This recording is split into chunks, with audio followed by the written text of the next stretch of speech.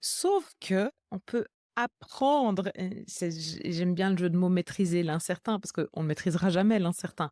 Mais à l'intérieur de nous, on peut apprendre à être plus serein pour accepter toute cette incertitude qui nous arrive et pouvoir s'adapter, mais en un claquement de doigts, quoi, comme ça. Donc, comme je disais avant, quand on essaie de contrôler, on essaie de, en fait, de manipuler la vie pour qu'elle penche dans notre sens.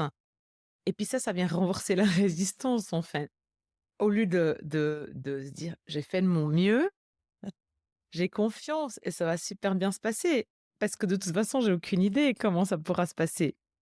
Et à partir de là, en fait, je vais pouvoir réagir, agir. Et puis en plus, le truc, en fait, c'est que les attentes et les exigences et ce contrôle, ça nous prend une énergie de dingue dans le dialogue intérieur. Ça vient Ça défonce, en fait, notre capital intérieur, notre capital énergétique. Et en fait, ça nous crève. Hem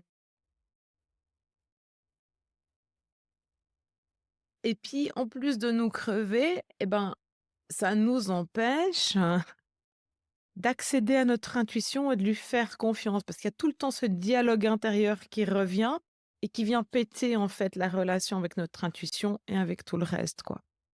Et cette précieuse gouvernance intérieure dont on a besoin, quoi, pour aller avec l'incertitude.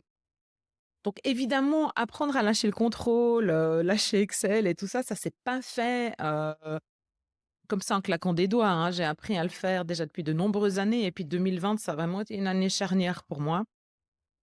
Hem, c'est vraiment là, en fait, que j'ai dû lâcher, en fait, mais les plus grandes attentes, les plus de grandes exigences que j'avais et puis, hem, évidemment des croyances, mais aussi me détacher du résultat, heu et des anciennes manières de faire. Donc